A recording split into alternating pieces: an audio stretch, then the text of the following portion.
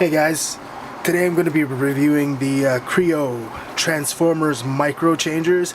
Now I believe this is the second series, even though it doesn't seem to mention it on the package. And I'm actually not sure if they had changed the branding of it, but I am absolutely too lazy to look it up. So there you have it. Now, before I get on to reviewing these current ones, before I've opened the package and everything, I did have a minor complaint about the first series of it, and see if I can get focus on it.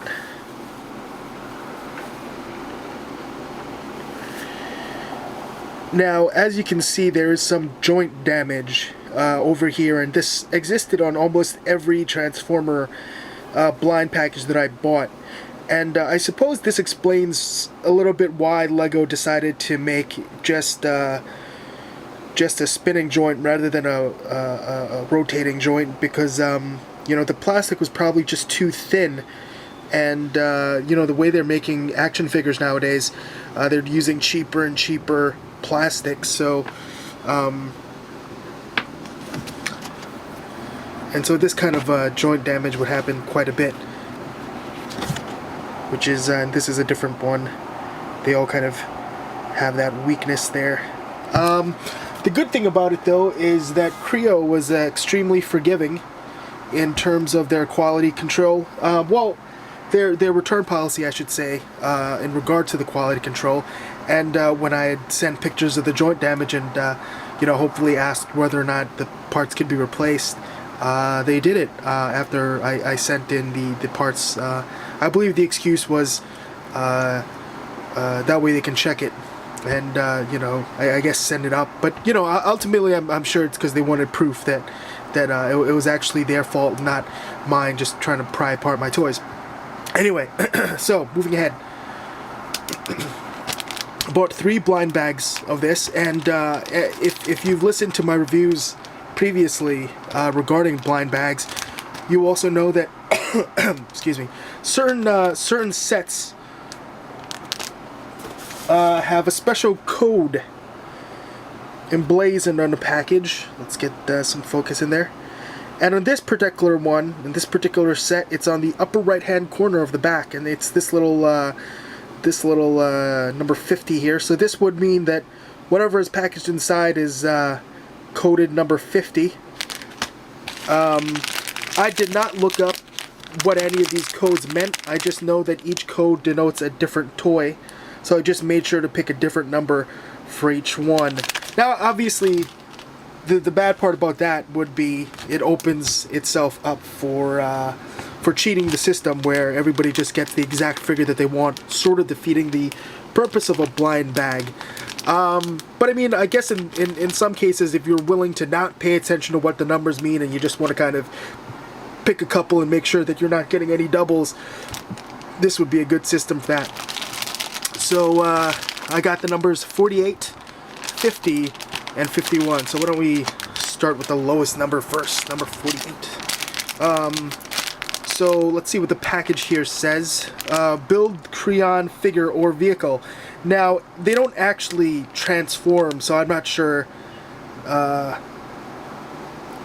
you know, why they didn't attempt to make the figures kind of like posable, that way they could kind of add pieces to it. But I suppose, according to this one lazy picture, they're not really trying that hard. You can see that it's basically just a robot lying flat on his back. His feet are just obviously there, and I believe he's got something rude pointed out towards us. This one looks like the top of the head of one of the Transformers, and his arms seem to be holding the wheels. And then here, I guess it's a little bit more difficult to tell because the character is one of the Constructicons, I think. And so the top of his head is flat, and so it's a little less obvious. But yeah, that's the top of his head. So let's see who we can get first before we open the package. Got Autobot Springer. And, oh, by the way, in case anybody's wondering about the naming conventions of Transformers, the reason why some of these names would have Decepticon or Autobot in it is for copyright reasons. as they could not get the copyright for just the word Springer, but it is something that they own if they put Autobot Springer in front of it. So this explains, for example, why there's Autobot Jazz on packages, whereas Bumblebee is not considered Autobot Bumblebee. It's because they had gotten the rights to Bumblebee, absolutely no problem. They couldn't get it for Jazz, but they could for Autobot Jazz. So yeah, so there's hopefully we can get focus again.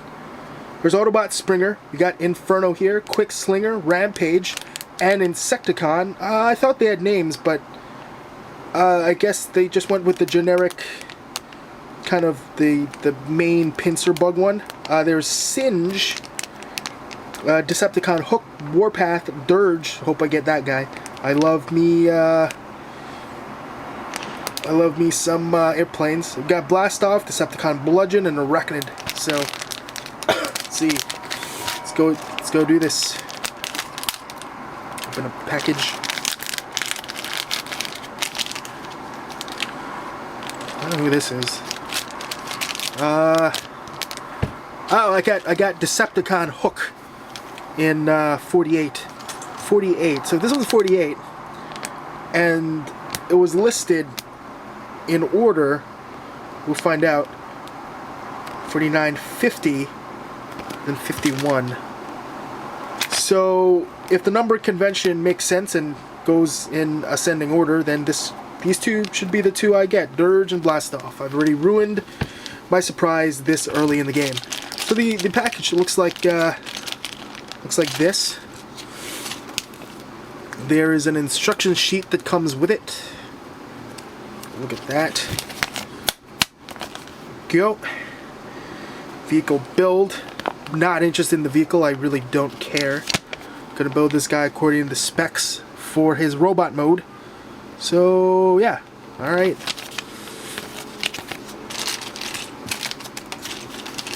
So we got this one here. Let's get a little scissors to open this guy up. Pour out his pieces. See whether or not. Oh, hey, that's neat. The display brick now has KreO emblazoned on it, and it is engraved lettering on the brick. And so, effectively, you can never really use this brick for anything else other than displaying your figure, unless, yeah, both sides are ruined. It's got the codes here, and I don't know. Oops, dropped it on the floor. And this is an interesting sight. We've got this guy with his head already in his helmet, but upside down, so he almost looks like he's got like a fantastic beard. Alright. So, let's go with number 50.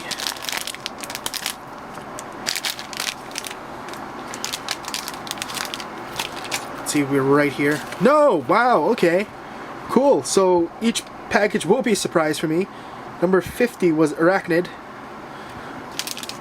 And so, that's kind of cool. Let's open these guys up. Take a look at their heads. And here's the detail on her face. Oh, the cool thing about KreO was that, let's see here. Yeah, there's the details. Despite some of the portions of KreO being proprietary, that way, you know, you can't use it with Legos. And this is we're only talking about the bodies here. The head is one of the things that can fit on Legos, as long as you use another KreO helmet. So it's kind of cool. I mean, that's the cool thing with the broken armed KreOs that I got previously, like this chap. I just used the head on, you know, one of my headless Legos and turned him into a, you know, robot. Whatever the junk. So we're opening number 50 now. Let's see who we got here. Oh, hey, Bludgeon. I wanted this guy because he had a cool helmet. Always got a soft spot for guys with cool helmets. That didn't sound right. So, let's just open that there. Oh, wow.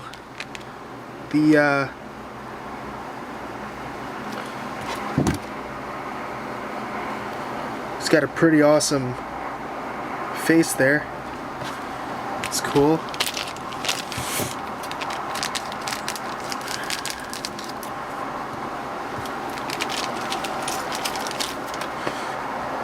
Okay, let's see.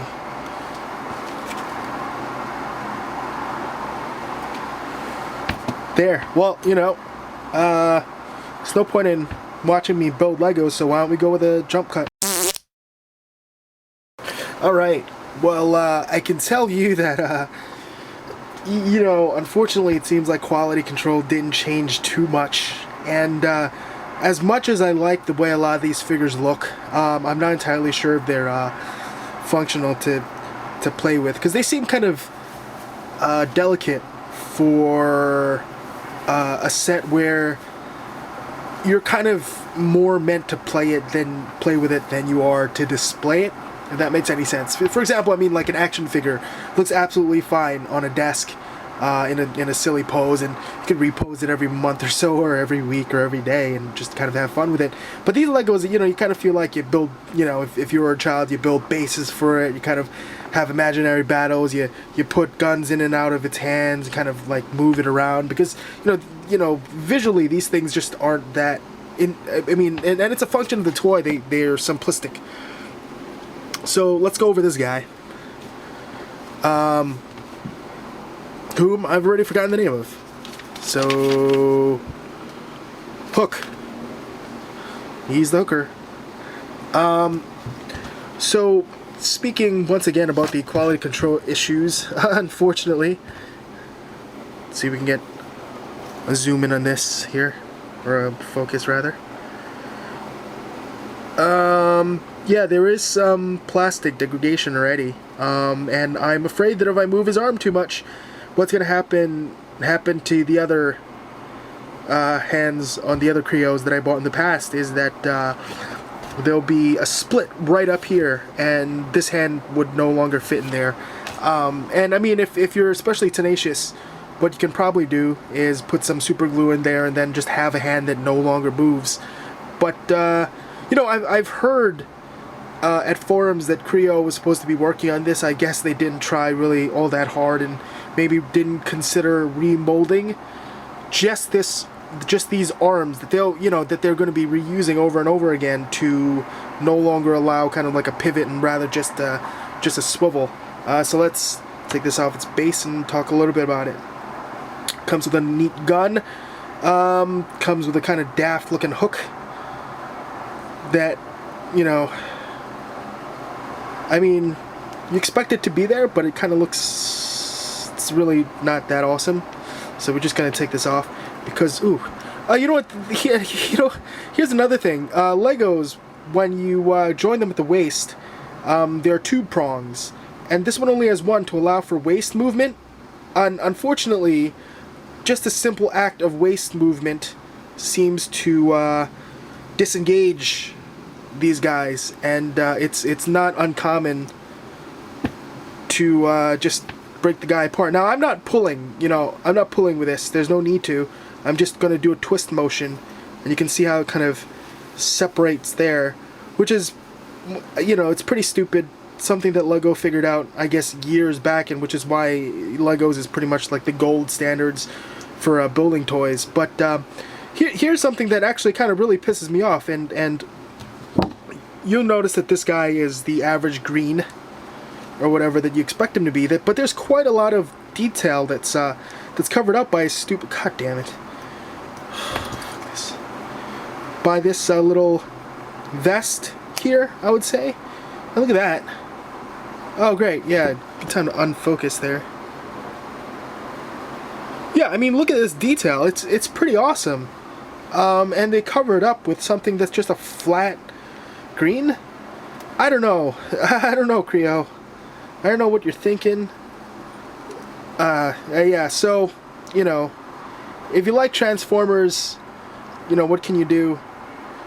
You know, these aren't that expensive, especially with the raising prices by Hasbro of the normal lines. And, you know, I think this would, on average, run you between $3 or $5, depending on what neighborhood and store you shop from. which I guess isn't that bad if your purpose is that you just want to collect them. But if you kind of wanted to do anything, you know, like, you know, give them to a kid to play with, you know, I'm not sure these guys will last. And you know, and you know, you have daft add-ons like this that kind of fall right off, and you know, hip swivel, break apart. Yeah, so Hook, not happy with Hook. So let's go on to Arachnid. Now, I really like the way Arachnid looks. Unfortunately, these little, you know, the main thing here is her little, like, arachnid leg spindles. I don't know what you call it. You know, I'm not a biologist. But, no, I'm just going to take this off for a second. They've opted to reuse, like, handlebars or whatever. Something that wasn't really made to hold these steadily. And according to instructions, you're really supposed to balance this on the tip. Now, once again, you know, if you're just going to be displaying your figures, that's not going to be a big issue. But if you're intending to play with it, these guys do come off pretty easily. You kind of, you know, shove them to center. But I have a feeling that they should have, you know, come up with a better system for this than what they have here.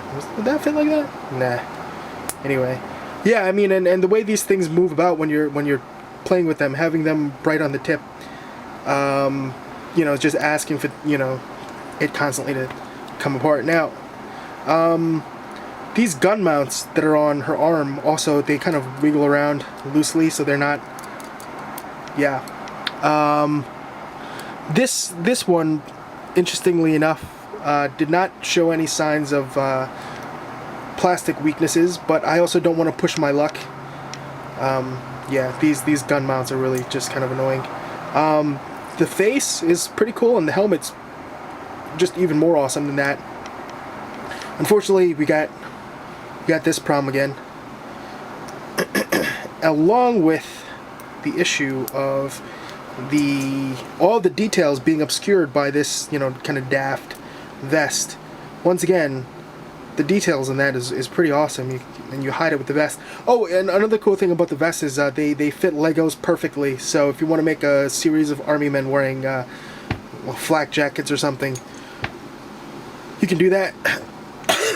Excuse me. And the final one is going to be Decepticon Bludgeon. Try to get this in focus again. Once again, the thing that connects to his arms, flappy. I think he becomes a tank, so I think these are supposed to be chainsaw / tank treads. Don't really know. Whatever. Comes with a cool sword. That's pretty cool. But this one, I did notice some plastic degradation already. Let's see which arm it was on. Yeah, there you go. It may look like a reflection off the light, but you know, it's there. So, got this. We have the little cannon for the top of him here. I'm gonna take these little treads off once again. You know, just like this, you know, I'm not saying I'd be happy to pay for less of a toy, but even just like this, he looks pretty awesome compared to the other two because of its kind of rad color scheme. And just like all the other figures, vest obscuring some awesome chest details. So, you know, I understand that they wanted to get him to have like a backpack or whatever, but you know, the figure looks a lot better like this. And you know, if they really wanted to add something to the back, maybe they should have done it where it was more of this thing hooks around the neck, this whole entire front plate is gone. Either that, or you know, give this poor thing some detail and then just have it that way, you know, it's like kind of like a cape at the back and can hold stuff on or whatever. I don't know, whatever. Anyway, there's the review for that. Let's see if we can get everything back in focus. Yeah, not too happy about the quality of these figures. Once again, there's the quality control issues at the wrist, which I think is a pretty important part of the figure. I'd probably give this thing a much better grade if there was a weakness in some other part of the toy. I still wouldn't be happy about it, but the wrist seemed like pretty pivotal portion of the toy to kind of mess up there. So there you have it. My not so stellar review of these KreO Transformers. Me giving them a second chance. I don't think I'm going to give them a third with the next series that they come out with. And I'm not sure I want to buy any more of these figures either.